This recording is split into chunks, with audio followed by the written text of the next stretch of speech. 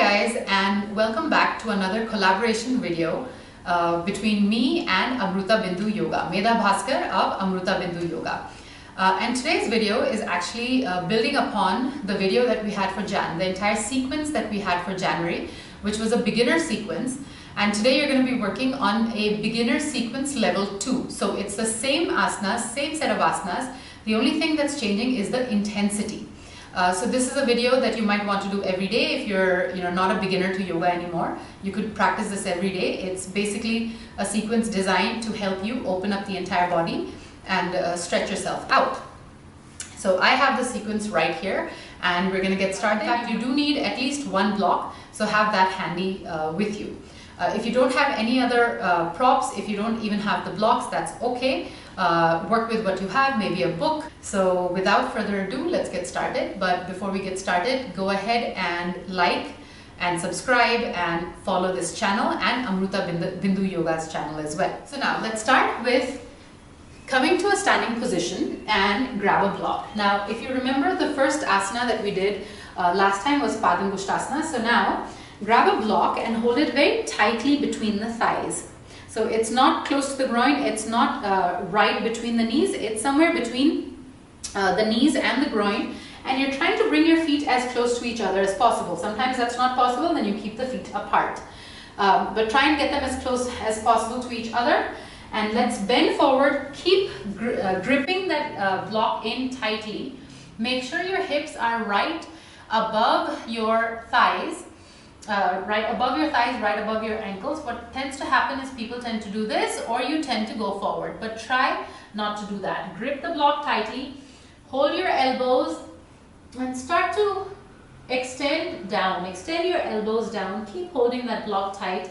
You're going to start to feel an intense stretch starting somewhere from the tailbone, from the lower back all the way down. Keep the groin soft.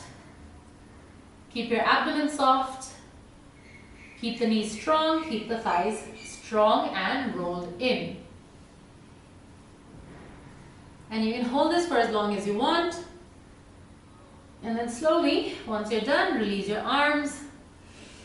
And let's come up. Now, and go ahead and release the block. Now what you want to do is you want to extend the legs wide apart for Chikonasana. So for Chikonasana, it's usually 1.5 meters between your feet. And this time, instead of going into your classical Chikonasana, what you're going to do is you're going to hold the hands above your head and hold the elbows. And then you're going to turn the right foot out. And this is what makes it more challenging. You really need to push down through the legs and extend to the right. So we keep extending out and come down as far as possible. So this really engages your legs, it engages your upper body, and you continue to pull the arms up so that you're lengthening the torso along with the arms. And then let's come up and let's bring the right leg in and take the left leg out. Now once again, press through the feet and then turn to the left. And once again, really press down. The more you're able to press down from the legs, from the feet, the more you'll be able to find stability in this posture. And then go ahead and come up and bring the hands down. And remember, if it's not possible for you to hold this for a long time, you can go ahead and use a chair or any other prop that you need. And now, from here, let's come down into the plank. So now that we've stretched the back, we've stretched the sides, now let's work a little bit on our strength. So in the plank, this is what we did the last time. What you want to do is roll the thighs in. Make sure you're lifting the hip up, rolling the rib cage in. And then let's go into the side plank. So you're going to bring the left hand right under the face and turn so that you can stack your feet right on top of each other. This tends to be a very challenging posture for a lot of people. Sometimes a lot of people feel some pain on the wrist. You want to make sure that the shoulders are stacked right above the wrist. Now if you want an added challenge, you could actually extend the other hand out also, other arm out. So this is Vashishtasana. And imagine that someone is really pulling your hips up. That will ensure that you don't sink down and thereby like lose that engagement that this posture brings.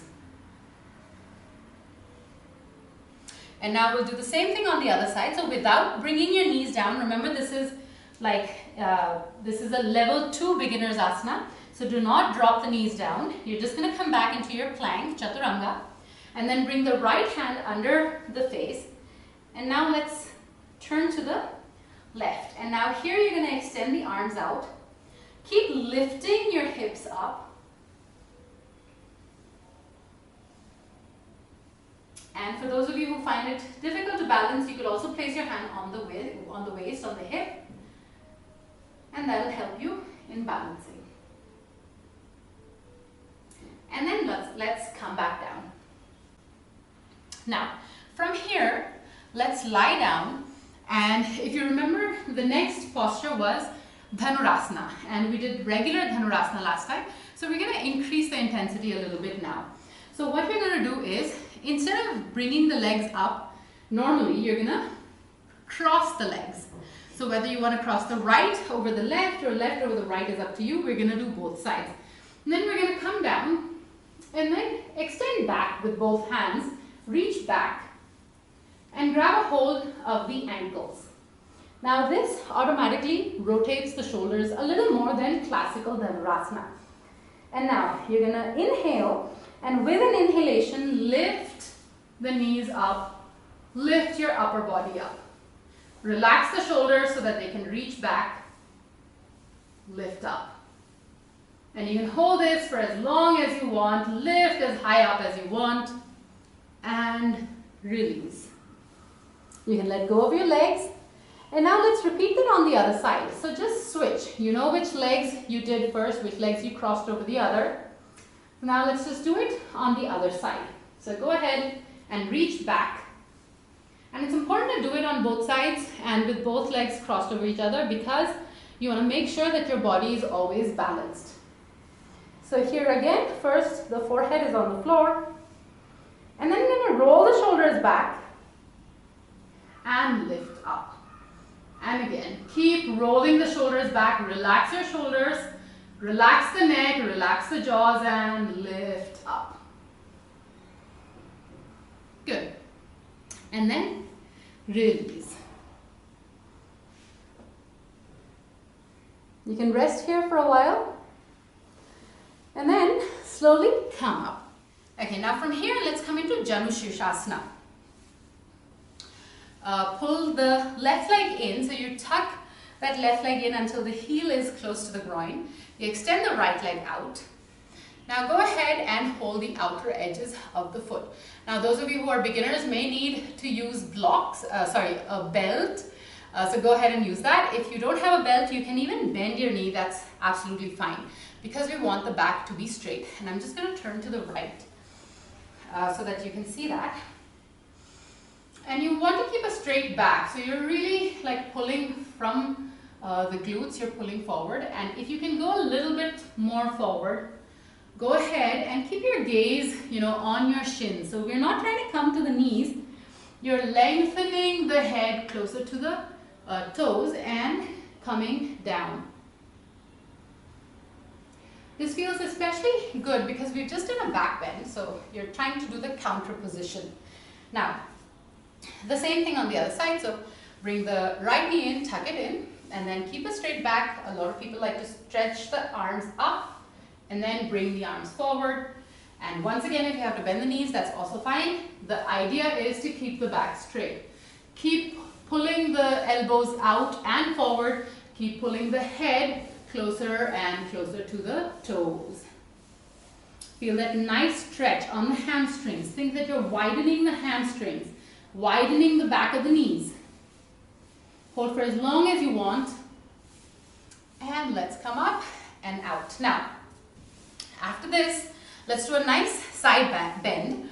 So last time we did Parivrita Jammu Shirshasana, where we extended the arm out to the side and then, took the other hand up. Now today we're going to do Surya Yantrasana. So for this one, it's a little more challenging, and you may need a belt for this, and that's totally fine. So what we do is we're going to tuck in the left leg until the heel kind of rests close to the groin. Then grab your foot, your right foot with the left hand, and we're going to extend this leg out to the side. So a lot of people like holding it like this. You could also hold it from the top and extend out. You could also have a belt around the foot and, you know, hold that leg up. So wherever you are in your practice, just do that, just hold that. This extends the hamstrings a little more, and because this is a beginner level 2 video, we thought that we would increase the intensity a little bit. And don't worry if you're unable to do it today.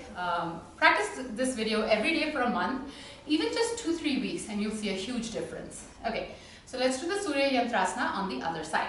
So you're going to bring the leg in and then do the same thing on the other side. And remember, one side is always a little more flexible than the other side. So be very vigilant about which side is more flexible for you. And you know, use whatever props you need. And the stretch actually feels quite good on the back, the lower back. It opens up the armpits, which is where your lymph nodes are, so it's important to drain the lymph nodes. So this really helps with that as well. Let's do a little bit of twisting. Last time we did the Bhatt, and so we're going to do a little, you know, an advanced version of the Bhatt. So you're going to straighten the legs, and this time go ahead and bend the right leg into your asana. And if you need something under the other leg to kind of even the hips out, go ahead and use that. And now I'm going to bring my left leg up into Padmasana. Now, one leg is in Padmasana, the other is in Virasana, and you're going to extend the arms up. And as you twist, you're going to release the arms, right hand on the left knee, and twist back. There is a tendency in this posture to lean back on the left hand. Try not to do that. Keep lifting up through the spine, lengthening the spine, opening the chest. And you can look as far over your left shoulder as you can, as possible. Hold this for a while. This enables better breathing because you're opening the chest. And now let's come back and let's repeat the same thing on the other side. So let's extend the legs out. Now this time I want to bring my left leg into Virasana. Now again, sometimes the knee hurts, sometimes the floor hurts, the ankles. Use whatever you need. Use like a soft mat. Today I am on a soft mat. So use whatever you need to enable you to practice yoga successfully. Okay, now my right leg is in in Ardha Padmasana, and I'm going to extend my legs up, my hands up. And then as I release, I'm going to place my left hand on the right knee and extend back. Look as far over my right shoulder as possible. Open the chest. Press the knees down. Press the hips down. Make sure everything is even.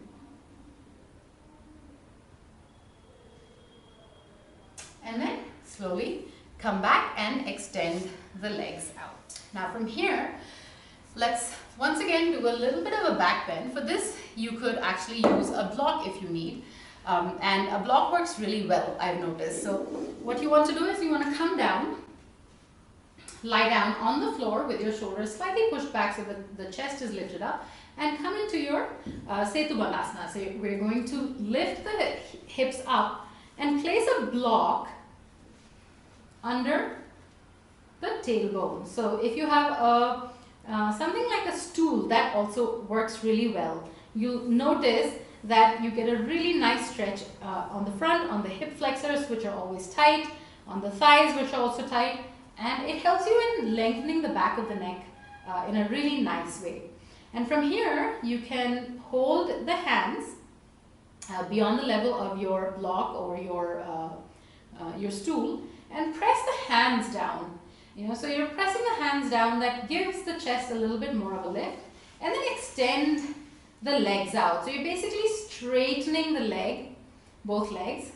Roll the thighs in, pull the toes into the body, and extend the heels out.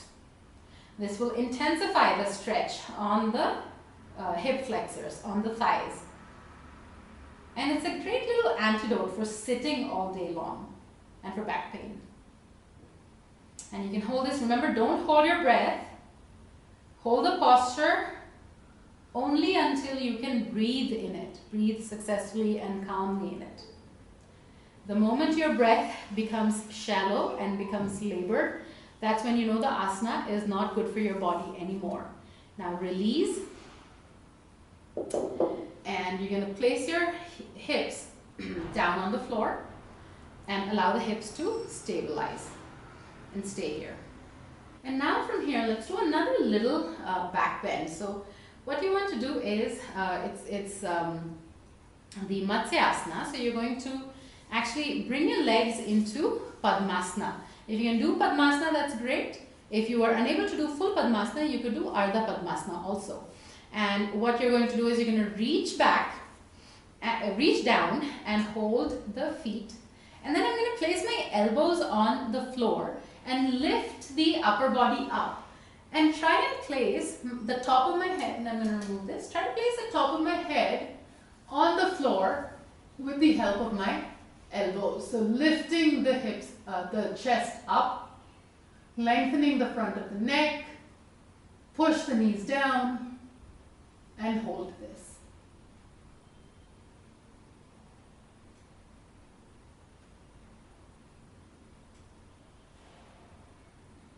And then press your elbows down and come down.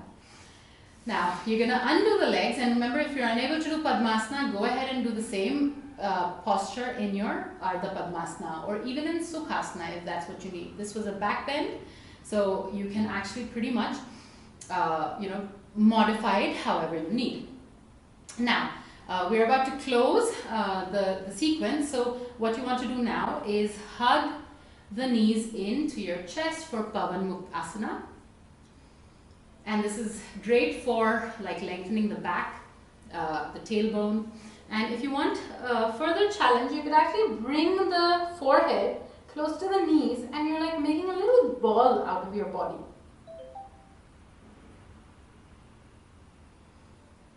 It becomes a nice stretch. And then let's extend out. And now you're going to extend. Let me place this out of the way.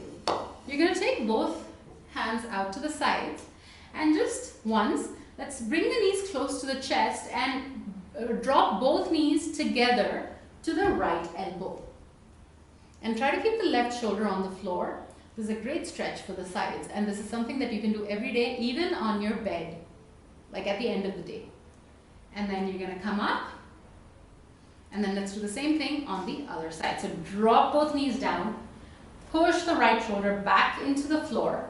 Again, remember that both sides of the body are not equal. And so one side might feel the stretch a little bit more than the other. So that's totally okay. And now you're going to come up. And then let's place the feet on the floor. And then extend the legs out and hands out in Shavasana.